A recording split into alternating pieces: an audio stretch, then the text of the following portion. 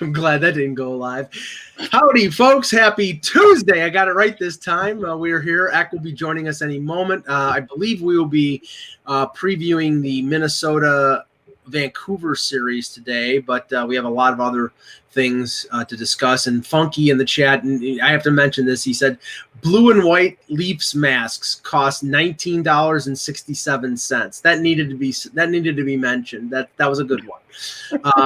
Okay, Russ, start us off. So I'm going to start with a short one first, then we'll get into the little longer one. But the short one is the now Las Vegas Raiders still are the dumb Raiders. The short story is, back in the day when Al Davis was part of the Titans, he could have been part of the Jets, but he didn't buy part of the Jets. So, and they froze him out apparently. So then he went to the West Coast and started the Raiders, right? And I think that's what started a lot of the Raiders-Jets rivalry, because it's not a natural rivalry.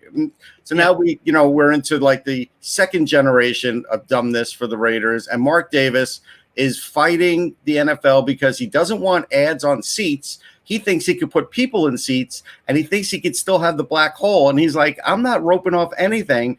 I'm going to have full attendance here, and I'm not sitting anybody further apart. And it's like, dude, I get it. You spent every last penny on that stadium.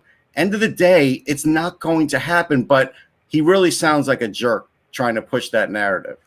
Well, it's funny because I remember – I can't remember who wrote the book on the AFL, but there was also an HBO documentary on the AFL. And I remember that Al Davis almost went belly up, bankrupt.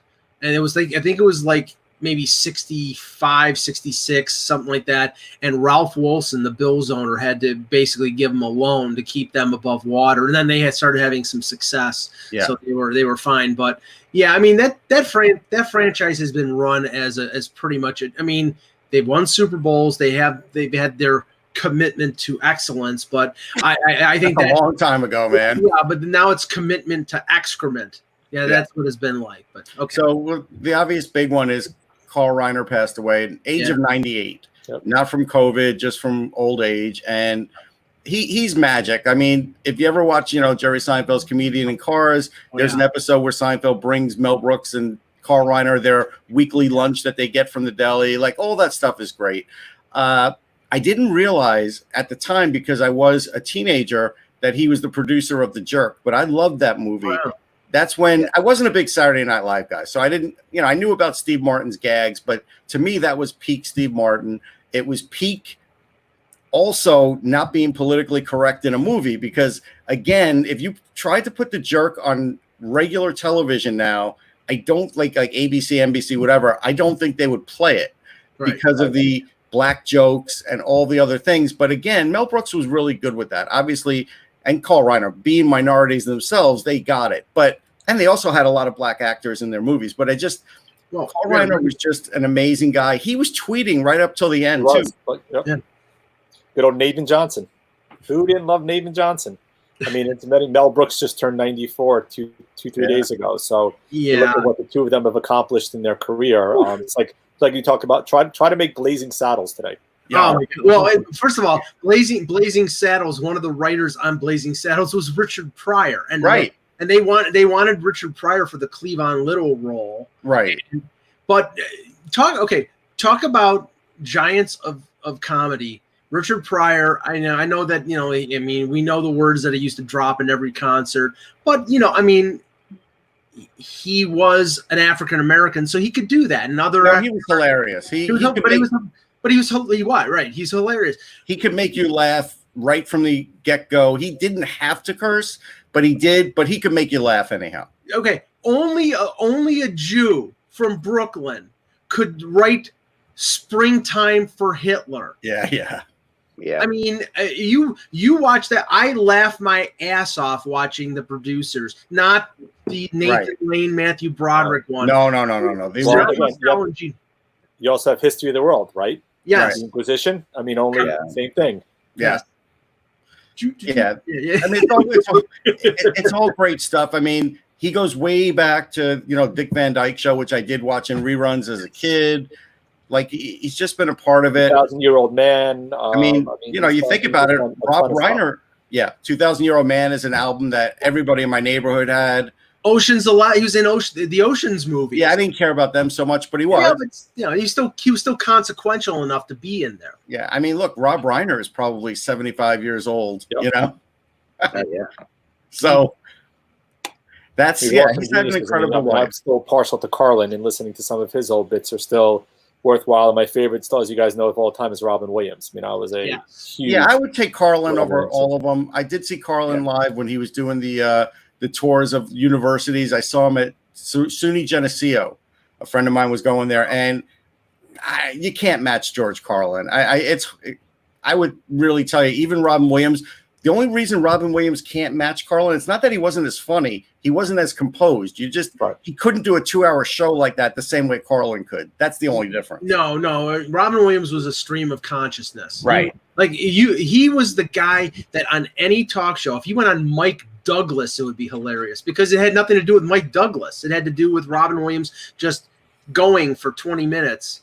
But anyway. And I will tell you, I met Eddie Murphy at Roosevelt Field Mall, and he was a jerk. Okay, we can move on now. Shocking. I'm stunned by that. Well, seems to have a lot of those experiences. You notice that?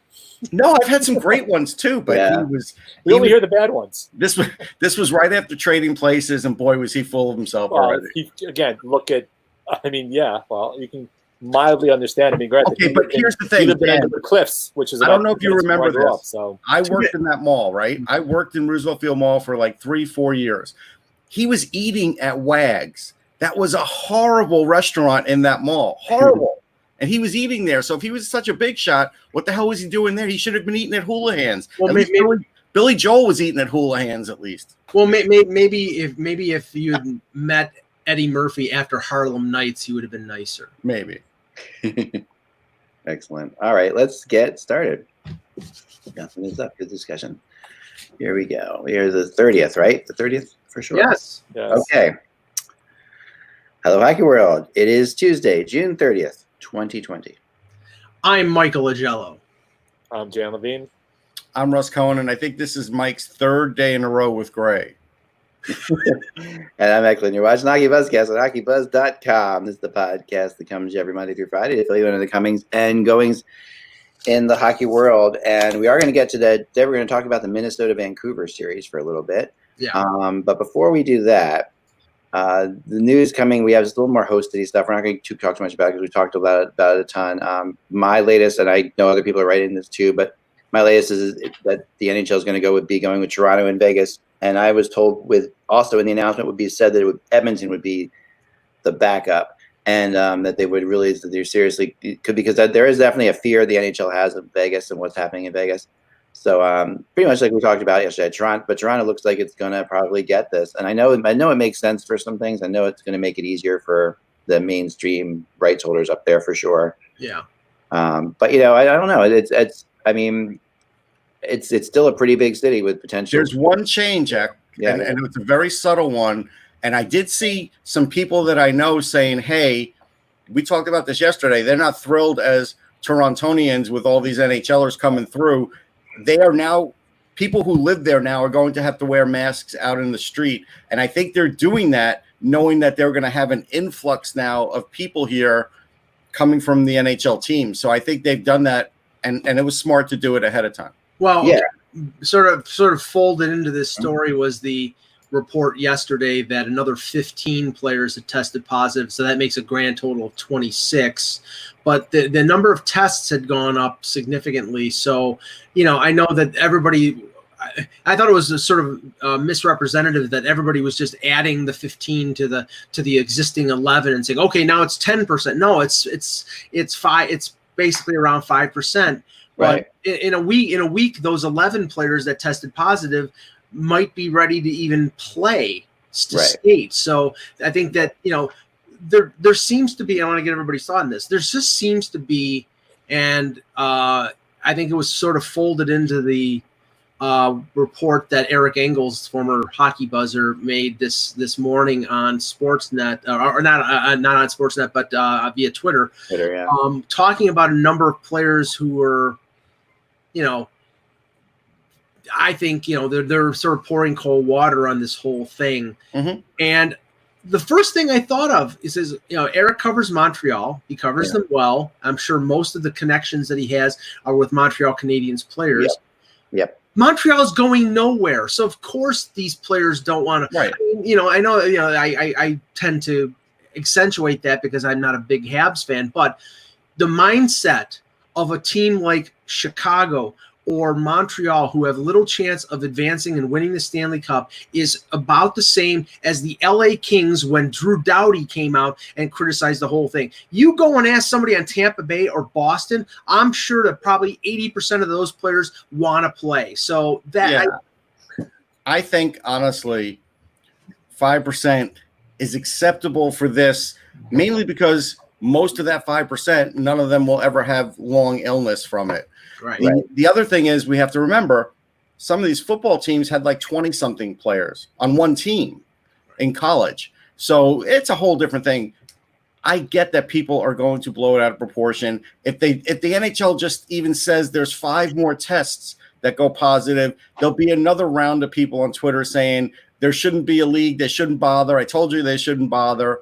But at the end of the day, all businesses are bothering, and they're going to try until they can't try, until they're out of options. And so, I mean, the NBA has already put out a schedule.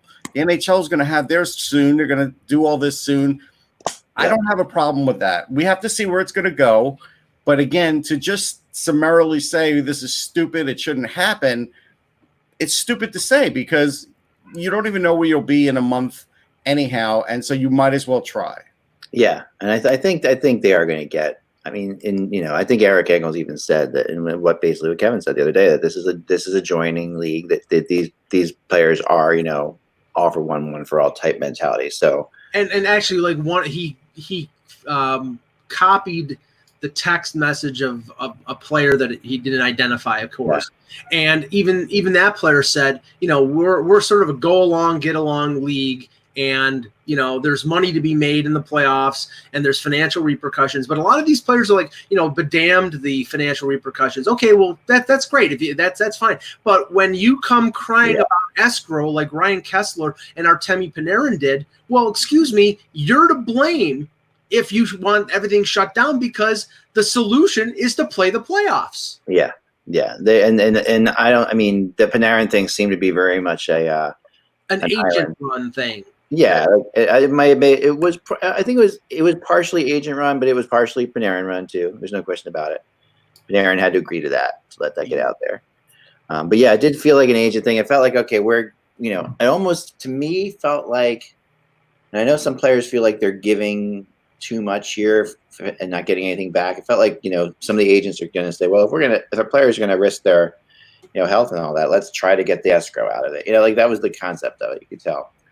But it didn't go anywhere fast, and it's not going to go anywhere from now because players, for the most part, realize the issues with the NHL. They realize why they have to play too. They're not. I mean, look, at the end of the day, sorry, Jen, I was just going to say the option is they might not have a league to come back to. Then what would they say if they didn't try and play to save a league? Yeah. Well, and remember, for the NHL, right? We talked about baseball, right? And there's several players in baseball opting out for family reasons. In basketball, also look at Avery Bradley, who did it. You have Ryan Zimmerman, who did it. You have Ian Desmond came out. All of them. Joe Ross came out. Right? They have valid reasons with some family issues, right? But the big difference, at least in the Major League Baseball, you're now entering the regular season, right? A whole different aspect when it comes to basketball and hockey when you start the playoffs, right? That's the goal. Or what every team wants, right? So if they talk about the collective mentality of the league, part of that may be driven because of the fact that you're trying to finalize a season as opposed to start a season. The viewpoint might be very different if you were trying to kick off, let's say, the 2021 season as opposed to completing the prior year and winning a Stanley Cup. Right. No, I agree. Yeah, and we have to say that a complicating factor here is and I understand why they're doing it because they have to, that as part of the return to play plan, they have to fold in, some sort of memorandum of understanding about a new CBA because they have to establish a framework because, the escrow situation, if they don't do that, is something that, could cripple the league. They need to, flat cap, flat escrow, establish some sort of core agreement that can get the league through and past this.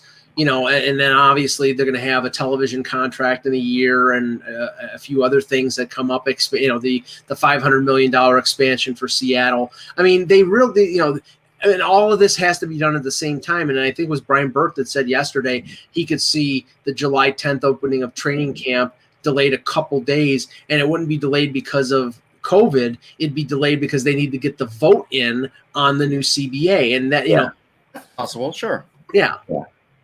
I mean, it would be great if we do get that, if we get the new CBA along with it. I mean, that gives stability for a very long time.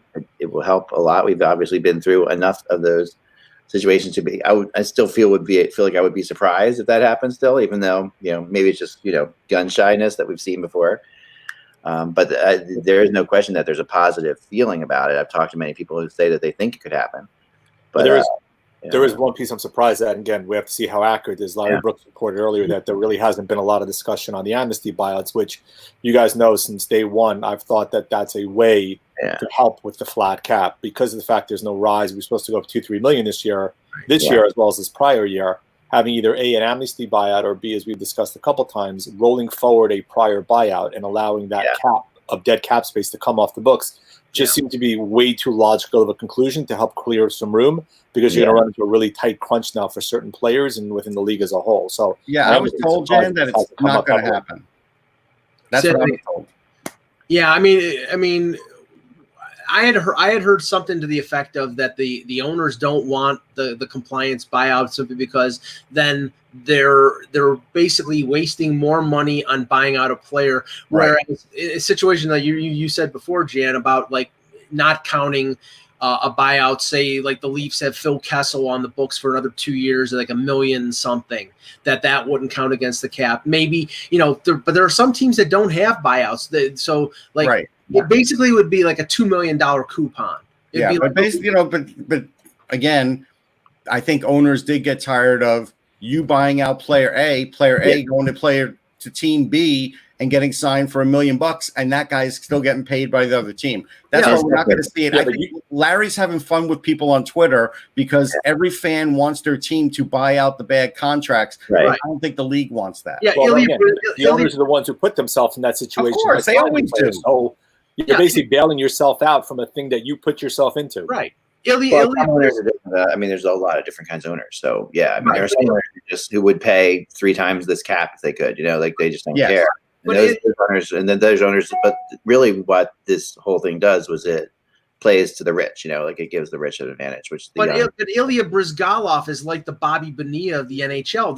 The Flyers will be paying him for another 35 years or something like that. No, not that long. But I know, but I'm just exaggerating. But you know what I'm saying? It's like and that at the time when they bought him out, Ed Snyder, that's tip money for Ed Snyder. But for other organizations, that buyout would be significant. It cleaned I think it was like $6.5 million salary off the books, but it's still something that you have to pay. So something else though to roll over for this. So going into next year, Adam Woden, who both Eck and I know, was posting on Facebook yesterday that he believes that we're going to hear from Ivy League schools soon saying that no sports until at least January. And honestly, I think every league like the CHL, the NCAA, the AHL, not the European leagues, because the Swiss League says they're starting on time. The KHL says they're starting on time. And I believe that the Finnish Elite League and Swedish leagues will probably start right around on time.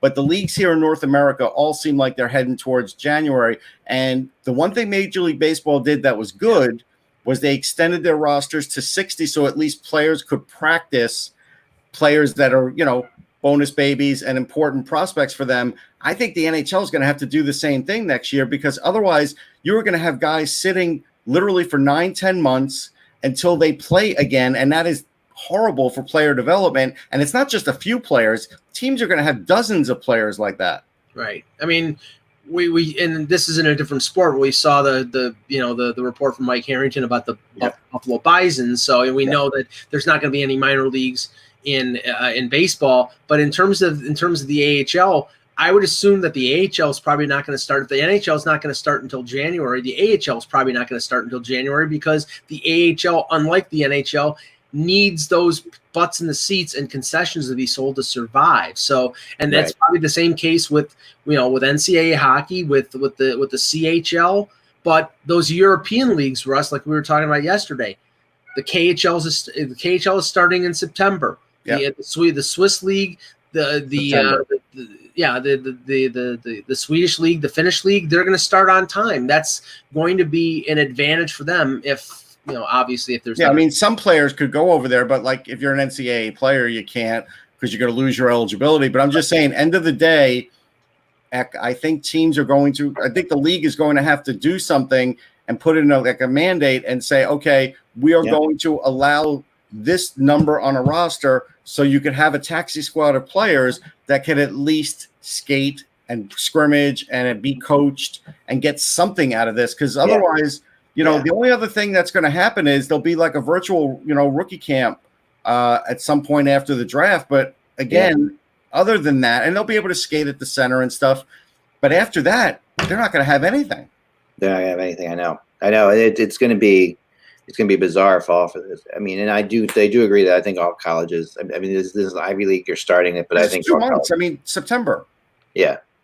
But the one thing though is, and I suggested that there probably should be some sort of mini camp that these teams have available to them. But a team like Buffalo, a team like Detroit or Ottawa, who have not played since the middle of March and who did not make and aren't going to training camp and will not play in the 2014 playoff, they will go 9 months without playing hockey. So there has to be probably some sort of special dispensation, some sort of ability of these teams to have some sort of mini camp like the NFL does to get players on the ice, or something, because they're going to be at a disadvantage when they start up with regular training camps in December because they'll have been dormant for all that time. Right. Yeah, there's one more bit of news, Zach. The Colorado Avalanche are going to bring Bowen Byram, one of their top picks from a couple of years ago, well, 2019 actually,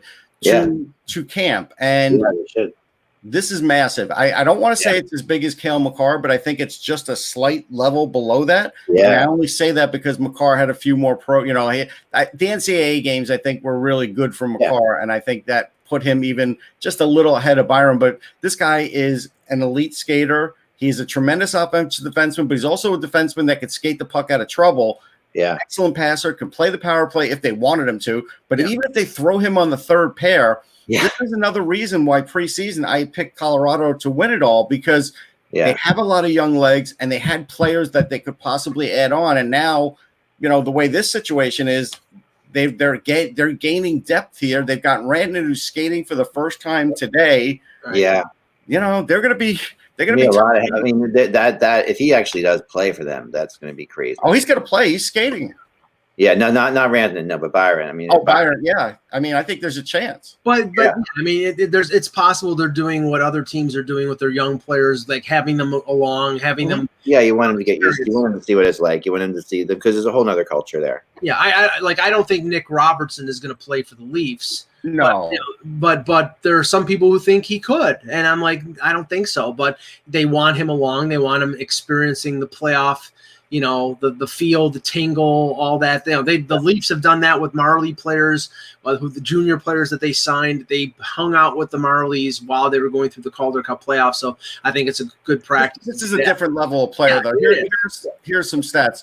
On Vancouver 2 years ago, Byram had 71 points in 67 games, 26 points in 22 playoff games. This year, he had 52 points in 50 games. Yeah. Like, this is a whole different level. Robertson is terrific, but Byron's he's a little older and he's a little ahead of him. Yeah, and they love him. Actually, got the same age. So. No, I think I would be shocked if you bring him into camp. It would be pretty surprising if he doesn't see the ice in any game at some point. So who are you sitting though? Cole or Zadorov? Yeah, I mean it's it's not Zadorov. You're not sitting him. Well, who are you sitting? Ian Cole? Maybe. Yeah. Maybe. I mean, it depends. It depends who I'm matched up against. Maybe, it's your matchup. I would say. I agree. You're sitting probably. Well, You're not sitting Berard. You're not sitting McCarr. You're not sitting Ryan Graves. You're sitting Eric Johnson. No, actually, it could be Eric Johnson. Yeah, you're going to need. These guys are not great. You're going to need some draft experience in there for sure. Cole has. You might go with 7 defensemen. The guard probably go with 7, but the idea is Johnson these days, Cole these days, really good defenders. They're not the best skaters anymore. Yeah, and prone to getting hurt too. I mean, this is going to be quite, if they go 3 rounds or so, this is a drudgery. I mean, and that's the thing. Maybe Byram doesn't even play the first round, but then all of a sudden Cole does come up lame. You've got a guy like that to put in. You got the back-to-backs like we've discussed, right? That's right. Which is we sit one of the veterans and put young legs in. Exactly. I would say in the preseason, you probably see Byram because they probably want to see what he can do. I had something interesting I wanted to talk about real quick before we get into the Minnesota Vancouver series, and that was the attendance average leaders came out for the NHL, and they were interesting, and they really were. I mean, just Chicago's number one, 21,441. That's a gigantic building. But it's a big building, yeah. I mean, they are filled. They're filled now. They are capacity. They're at 108% capacity. That is. So, but that basically means there's standing room places in Chicago, like around the top of the building that they sell. So you're talking about more than 108%. But the top team at percentage of capacity is 113%, and they're also the third best team in attendance in general is the Dallas Stars, which is a really, I mean, that's incredible. That's impressive. And that's especially for a team that plays a boring style of hockey. They do play boring style hockey, but the Dallas model, which I've always been waiting to see it come into fruition, and now you're seeing it. I mean, the model that they did there was such the model that teams need to do in the NHL. The way they built that, you knew it. Like when I was there for the All-Star game years and years ago, and they really had they had us go around and we saw the youth hockey system that was going on there. They really were proud of their youth hockey system. And what they built there in youth hockey is they built hockey fans, by when you have youth hockey, they don't all grow up to be hockey players, but they all do grow up to be hockey fans. And they really built an unbelievable system. I mean, for them to be third in the NHL at 113% every game, Big question, Noek. Big question. As a home game, did they get credit for the 85,630 at the Winter Classic? No. They did not. They did not. That's so. I mean, the capacity, third in capacity is Winnipeg, but it's only 15,000. But because they could sell more. It's 100. Yeah, that there, and then fourth is Colorado, which continues to be like the incredible thing about the Colorado. Impressive to see. Yeah, I mean, Colorado Avalanche, they had a big drop off there for a bit. They did when they were not playing as well, and then people were really worried because the Avalanche had always been just good. People remember the Colorado Rockies failed there, and fifth is Vegas, sixth is Toronto, seventh is Nashville. So it's interesting how this, and Nashville's at only 17,000, but they have a small arena too. So, but they're at 101%. So there are 11 teams that average 100% capacity. So tell me where the Flyers were listed on this list. They're not on this list because I only have the top 13. That's a big drop for them. That's a big drop for them. Exactly. I mean, 13th is Montreal at 99.1%, but it is 21,000 seats. Well, that's also. Are we counting ticket sales? Or you're talking turnstiles here. They're counting turnstiles. So I mean, these are seasons. I mean, these are ticket sales, but there's a lot of you're talking about a lot of. But Montreal doesn't have a whole lot of standing rooms. What's going on there? Montreal's got is Buffalo 30th or 31st? They're not on here, and I only have the top. So he only has the top 13. So, but I was. I assume the Rangers were not on there either. Or it might not on here either. No, they've dropped. But certain teams that are surprising, like Tampa's the 12th. Tampa's had issues, in the past selling tickets. They have had issues very recently. That they're there is incredible. The Capitals are 10th. There's no question that the Capitals. Washington has become like a great hockey city, but for those of us who are older, remember how the Capitals could never sell tickets. So I do want to point out by looking at ESPN. In 2017-18, the Flyers used to be third. So just to show people, because we go to games, we see the empty seats. Oh, yeah. People are not used to hearing that the Flyers have that many empty seats, but they do. They do. In 17-18, the Rangers were 18th. Let's see where ESPN has them this year. 19th. And they keep dropping. I mean, they used to be in the top 10 easy. And some of it definitely has to do with the standing room tickets, because standing room tickets are cheaper. And that's a reconfiguration of the garden also. So a lot of that has to do with the price of seats. The price points also for the upper price point is big. Like Nashville's not as expensive to go to. Dallas is not as expensive to go to, probably. Yeah, I can tell you from experience, unless they've raised the ticket price, that the price of a purple, which is the 300 level, the highest level, or standing room at Eric or now Scotiabank Arena, is $90 to 95 Canadian, which is about 70 bucks American. That's got to be the highest price in the NHL for a standing room ticket. Well, I'm going to give you the highest priced one. So the Leafs at $346, the Rangers at $281. Is this average ticket price? No, these are the most expensive. Highest ticket price for a ticket. The Predators at $228, the Oilers at $217, and the Golden Knights at $215. The Golden Knights overall, though, are the second most expensive ticket as an average of $271, which the Golden Knights are getting pricey now. What's the source for that? Because I am fairly sure Fox 5 in Vegas. So I'm fairly sure that in Toronto, the platinum seats down near the ice are $500 Canadian. Well, this was October 2019, so that was just this year. What you can tell about this is interesting is, like, if you go onto StubHub and try to get tickets I always look at the StubHub prices before games, just out of curiosity, and you get a really good sense there of Vegas is the fifth most. That's what their story was on. Yeah. So Vegas was the fifth most on the secondary market. Okay, So there you have it. I mean, and for Philadelphia, like for the Flyers, for most games, if you want to go the day of the game on StubHub, you can go for like $10, easily.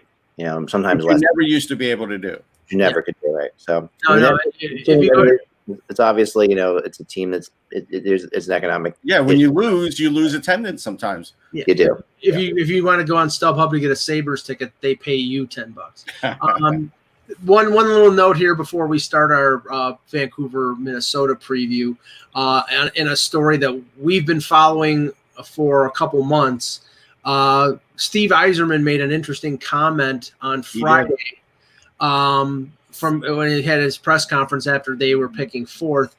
It was regarding how no teams have the testing that they have normally done at the NHL Draft Combine, and he responded, every team but one, actually, meaning the Arizona Coyotes. And it's conspicuous that in spite of the lottery taking place, and we know the draft is not going to take place until October, that this story in terms of the penalty for what they did is still unresolved. Now, are they going to bury this?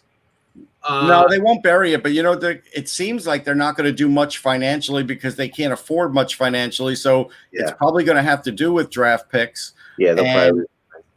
I don't know if it'll be one or two in 2 different years, how they're going to do it. Well, I don't blame Yzerman. I don't blame Yzerman for saying it because in draft prep, which everybody's in right now, they don't have access to what the Coyotes have access to.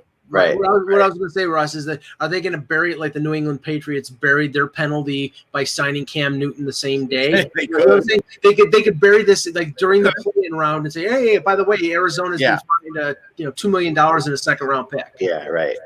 Yeah, it'll be. I don't know. That'll be interesting. We'll follow that for sure. Let's talk about Minnesota and Vancouver. Okay.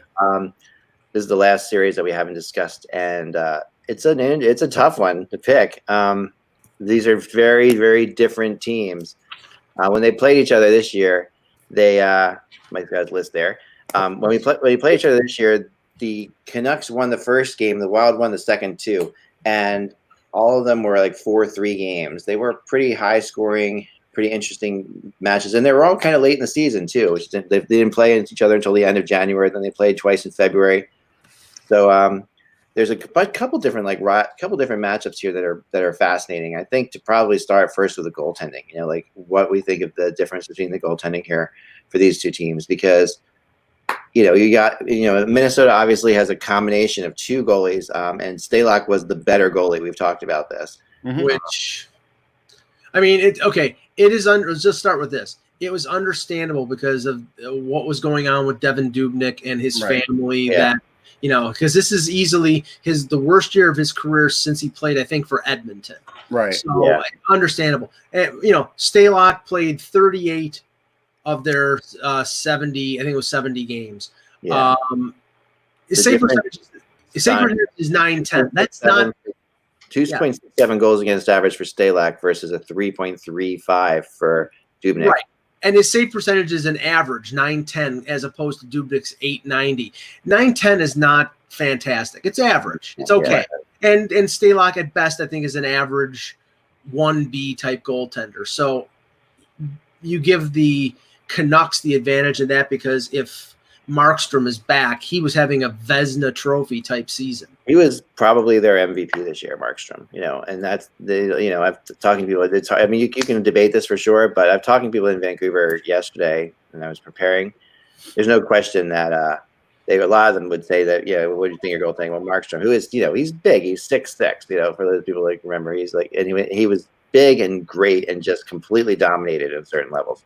And of course, is also a free agent, UFA at the end of the year. So that's kind of a fascinating thing to watch as this plays out. But yeah, I guess you got to go with the Canucks there, and you got to wonder. Yeah, they get a little edge. I mean, the tandem is better in Minnesota, but the one singular goalie is better with Vancouver. Yeah, so assuming Markstrom is healthy, this is a huge series for Markstrom in every which way. He's for his pay, basically. He's playing for his pay. And also knowing that he's Demke's coming up, and he's close. Yep. Demko's close, and he's going to be the guy, probably. Eventually. Yep. Another big statistic that I noticed in between these two teams is the first of all, you have the offense versus defenses. Like the Canucks are very young offense. They've got but they're very good. They've got two solid lines. Peterson, Besser, Miller usually their top line. If Brock Besser's back, which he is, right? We all hear I believe he is. Yeah. Yeah. And then Horvat, Pearson, Toffoli as their second line. Those are two really good lines. And you're going against a very old and slower Minnesota defense. I think the speed of the defense versus the speed of Vancouver's offense matters in this series a lot. Well, I want there's something to that. I want to get everybody's impression on this because who is the real Minnesota Wild? Is it the Minnesota Wild that played 60 games under Boudreau, or is it the Minnesota Wild that after he was fired was red hot and made a dash for the playoffs? It's the Bill Guerin Minnesota Wild. Yeah, I think you have to go with the latter. Although we'll see what happens when they resume play. The good news is that whatever habits they may have had that they still needed to learn, get rid of from the old coaching staff. Yeah. They've now basically can come fresh and have a quick camp to get up to speed with the ability to practice, which I'm sure will benefit them compared to what they probably had previously. The one thing I would say, Ek, is while I like young players like Zach McEwen, I watched him play in Utica. Adam Gaudette, another one. Third and fourth lines. Virtanen's having finally playing really well. Third and fourth lines are kind of weak for Vancouver, where really Minnesota rolls four really good lines, and a guy like Zuccarello could be really dangerous, who's had good playoffs before because he kind of gets lost in the shuffle. Well, I mean, you look at the Wild's roster here, and their leading point getter was Kevin Fiala with 54 points. Yeah. Their leading goal scorer was Zach Parise, 35-year-old Zach Parise, who they tried to trade at the deadline, by the way, with 25 goals. They're not an awe-inspiring offense. But here's the thing, Mike, about that. Even strength, they were fourth in the NHL offensively. So it's as much as they don't have the one star type, but Russ is right when he's saying, there's there's four lines there. It's definitely, and their top four defensively is better than Vancouver's top four. Well, so the flip side of that, I'll go with, so Minnesota clearly was looking to the future, obviously, when they made their deals, right? They moved Zucker. They were talking about Parise. Deal fell through the cracks. On the flip side, the thing that I do like on the third and fourth line for Vancouver, which I think is something to watch, when you're getting Michael Ferland back, and he can be an agitator, you have the same thing with Antoine Roussel. Both of those guys are kind of guys who are poop stirs and can kind of mix things up and change the tone of the game. That's, I think, an advantage that they have. When you couple that, when you go against their first two lines that are scorers, totally different dynamic that you have to face within a game when you go from the first two lines to the last two lines there. Yeah, Roussel, and I'll say this in the most positive sense, he's a weasel. And, but he's the type of guy in a playoff scenario. Who will get under your skin and drive you crazy. So that could be effective. I mean, the guy who really is coming into his own for Minnesota is Kevin Fiala. You know, he has been, and this was you could see this coming. I mean, Fiala always had this huge ability. I still am convinced to this day that the Predators probably win the Stanley Cup that year if Fiala doesn't go out in the first round. Yeah, that really hurt him because he was doing well. Yeah, he was. He still was a horrible trade, in my opinion. Oh yeah, he can. No, I agree. He can fly. And he's been he's been with Eric Stahl and Greenway, and that line has been really something. I mean, they've been that is a fun line to watch. 3 different kinds of players, all of whom, can do different things. That's a tough line. And when you look at the look at the Vancouver defense, it's got to match up against those guys.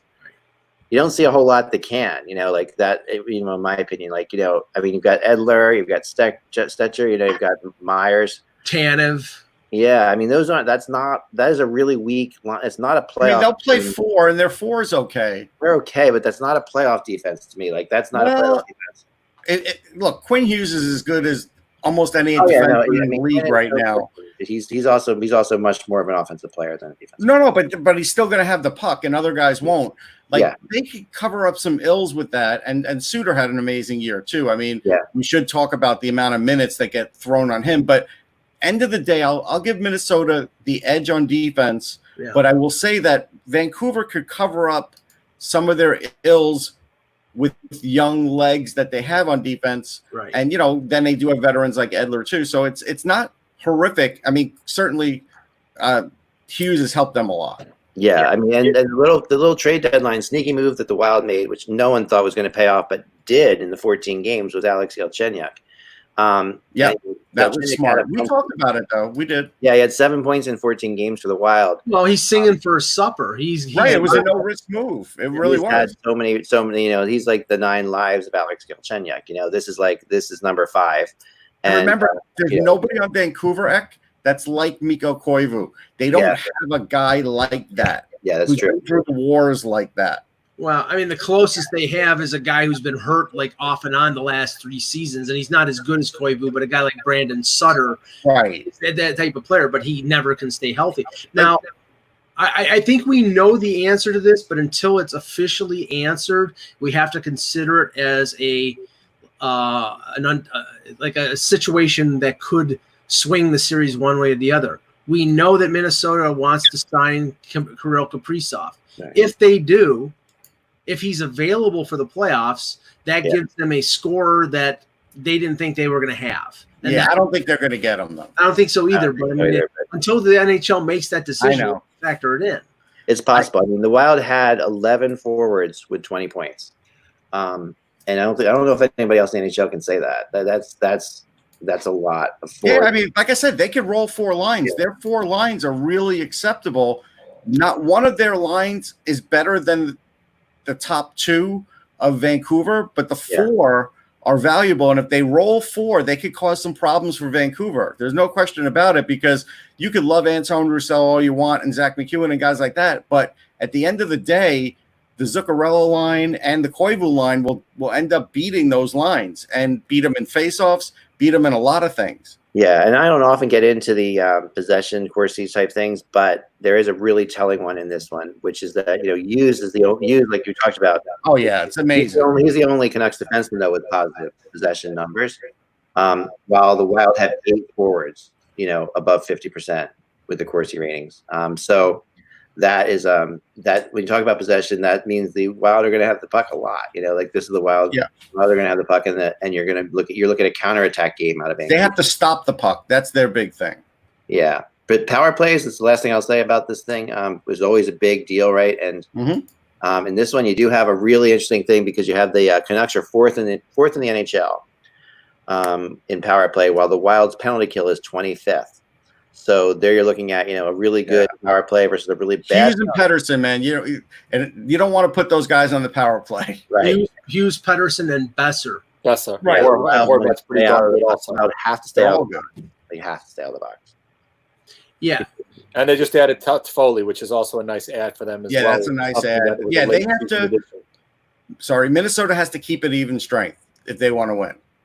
Yeah. I mean, the Vancouver power penalty kill is right about in the middle. They're 16th in the NHL. The Wild power play is 11th. So that's basically two kind of middle road teams there. So it doesn't matter as much as it does for the Wild to stay out of the penalty box. Also, when you look at the like I said, they're the fourth best scoring team 5-on-5. So the Wild want to stay even strength. Yeah, they do. So the way the game's reffed, could play into it. That does play into it. You've got refs who are going to call. It'd be interesting to see how they. We have no idea what the refs are going to be like in this new season. I know. Are they going to be going like normally in the beginning of seasons? We see refs calling more penalties, right? And I think they're going to be in playoff swallow the whistle mode for a lot of it. I think they are too. I think they're going to be very reluctant to be the difference makers in these games. Yeah. Well, it's not like the home crowd's going to sway a call. That's true. That is true. I mean, so that'll be, so there's a lot. I mean, as far as picking this one goes, anyone's guess, I think. It's hard. I would say this. If Minnesota had Dubnyk at his best, I think they could win this series. Yeah. Now, maybe emotionally he is more straightened out after, 4 or 5 months away from the game, and he can return to the goalie we all know he is.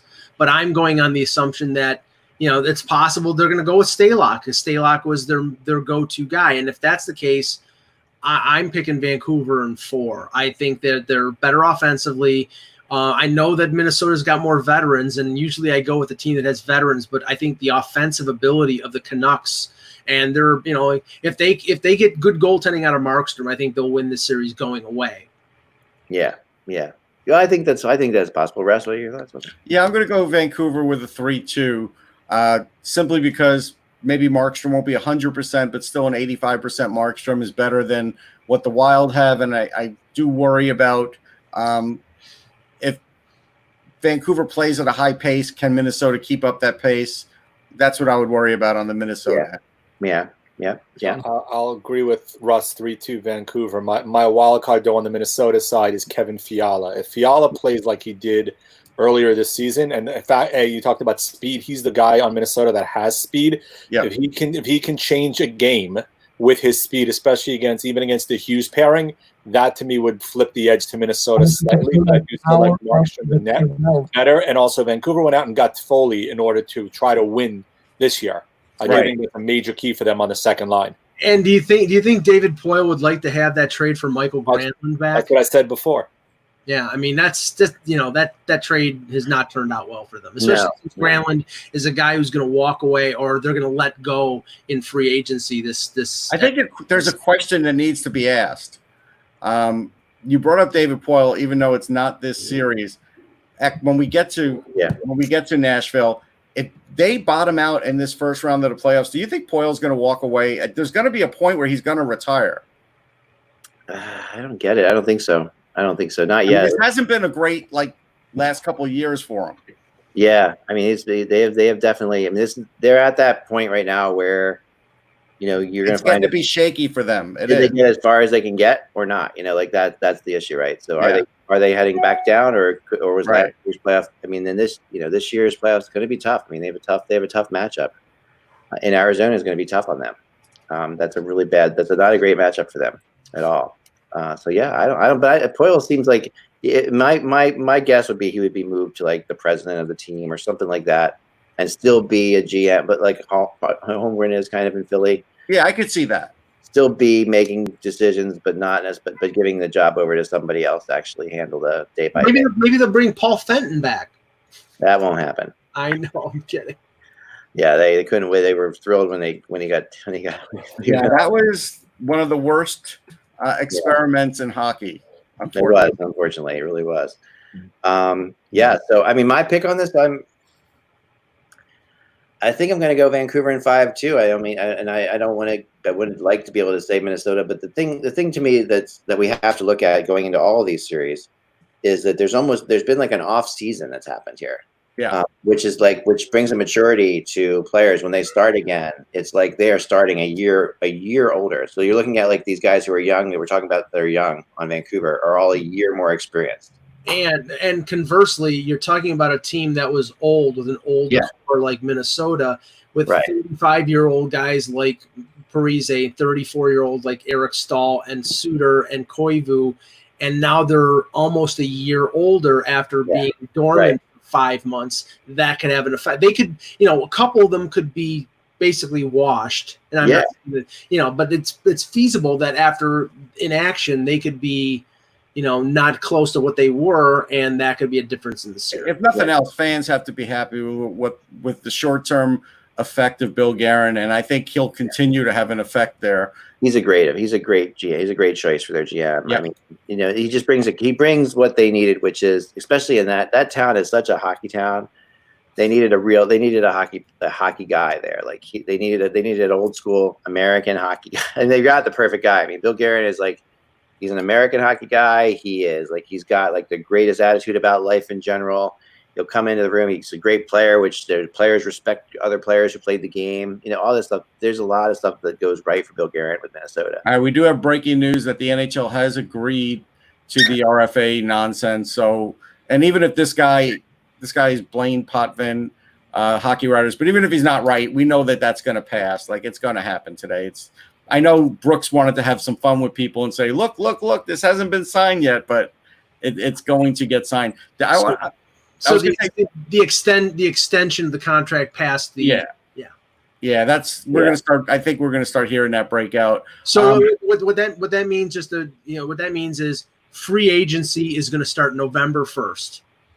Yeah, that's probably right. Yeah. Yep. So unrestricted free agent. So folks, after a full 4 rounds of the Stanley Cup playoffs, after it is over in the early October, and after the NHL draft in October, you're going to have free agency for a month, and then it's time for training camps. Get ready for wall-to-wall hockey. Oh yeah, we're going to talk for the next 24 months, like I said, basically. Like once this, it's going to be crazy. There is another 2 months off probably in 24 because the next season's going to go long, and it's going to stretch everything into that one too. So you're going to have these playoffs, the next 2 seasons, just constant hockey. There is another breaking story. The team in Seattle who doesn't have a name, they've done a good job. At least they named their arena, which I've never heard of an arena being named before the team, but okay. Right. But they're also going to be the first carbon neutral arena in the world, and they're going to use recycled seawater for the rink water. And that's an amazing thing, because I want to say it was about 4 or 5 years ago when the NHL started their green program where they were using recycled water for the ice, because that is something that people were looking at. I know people have stepped on the carbon neutral stuff, and I don't think that's fair to have done that. It's awesome. I mean, Minnesota does. Minnesota does their ice from the lakes up there that they have. They have the fans can come and pour a bottle of their favorite lake onto the arena, which I love. Yeah, great thing. But recycle. This is big. Like, this is a big thing. No, it is. It is. It definitely is. And the interesting thing about that, of course, is they would be desalinized water because salt water has a really high freezing point. If you obviously if you want to ever get beer cold and keep beer in a cooler, you put salt in there, with the ice, and that gets, ice is cold. Everything's colder with ice. Yeah. And obviously this is ocean water that's been desalinated, of course. But yeah, so Jeff Bezos is going to come in a big way in the NHL, and that's I think that's impressive. I think that's also showing how this league has sort of moved forward with technology and things like that. And I do think that's going to score points with fans, especially in that area, because it's a very environmentally friendly area, because they have to be. I mean, and it makes sense for the Kraken to play on frozen ice water, right? And they better have the best coffee in the league in the arena. Yes, they should, but no outlets.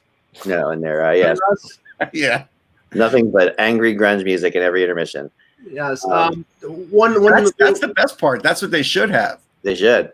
One little note, breaking news here. Not breaking, it was an hour and a half ago, but Elliot Friedman reports that part of the memorandum of understanding will be an agreement to go to the Olympics, which, I mean, I guess it's a foregone conclusion, but the NHL played this right They got something for almost nothing, which was the whole point of this. They got the players to probably give up something to go to the Olympics, and they got the concessions from the International Olympic Committee to, you know, to get like replay and a few other things that they could market the game out of them. So this is a grand slam home run for the NHL in terms of what they got out of it. It was a nothing issue for them. They didn't go to the Olympics in Pyeongchang, and now they're probably getting something tangible in the CBA for going to the Olympics. Yeah, and I wonder how that affects the World Cup of Hockey. You know, that's what I always think about with the Olympics. You know, like, do you have both? Can you have both? Can both exist? Well, I think we're going to have to cancel the World Cup now. I think it's not going to happen. Well, the whole plan is to do it every, like in the same year as the Summer Olympics, so every 2 years. Every 2 years you have one of those. I think honestly, I think Gary Bettman would trade having this new CBA for the 1 year that they were going to have the World Cup now and just push it down the road again. Yeah, no, I totally agree. And I mean, I'm thrilled to have the NHL players in the Olympics because, you know, they're gonna be such great battles, you know, and I can't wait to see, you know, this young American team play together and all kinds of things. I'm really just so they could disappoint us again when they lose to Canada again. Right, you know, at the end of the day. Yeah, will they be nice. ripping? Oh, I'm sorry. What, Jan? Have we seen anything different? Will they be ripping? I don't want to hear it. Will they be ripping apart the hotel in Beijing like they did in Nagano? That was Chris Chelios. Yeah, that's a different story. Roenick was a part of it. So Roenick was a big part of that. Yeah. I mean, at the end of the day, you know, it's always going to be the Canadians always have the centers, right? They always have the crazy centers, and they're going to bury a toonie in the ice, and they're going to do whatever they can. The Americans are going to have better. Especially after a team that got voted to the Hall and had to see that he's the one who made the pass. So yeah. I mean, yeah, the Americans' defense is going to be phenomenal. I mean, that's just, there's going to be, you know, to me, that's like, you know, and goaltending. It will be, but they're still going to have McDavid and Crosby. Yeah, they're going to say exactly. That's a problem, right? That's a problem. I don't want to be a downer, but I'm just saying that's a problem. I mean, we may have Matthews and Eichel, but you know, McDavid's and Crosby are McDavid. Russ, what we'll need is to find the American version of Bobby Clark to do a Valerie Harlamoff on McDavid, and then everything. Well, that would be Brady Tkachuk, I guess. Yeah. Matthew. But the problem is, you do that in the Olympics, you won't be able to play in the next Olympics. Yeah. You win a gold medal, maybe worth it. Darn. There you go. All right, guys. Thanks so much for joining us today. We really appreciate it, as always. We'll be back again tomorrow. If you're interested in supporting the show, go to patreon.com/hockey, and you can support the show that way. Any little bit helps, and it helps keep the show going. Patreon.com/hockey. That'll go directly to me, and it'll feed me because I need to be fed. We need to feed our writers. Oh, I don't know about that, but okay. We do. We need to buy more T-shirts, right? All right, so folks, remember, without the buzz, it is just hockey. We will talk.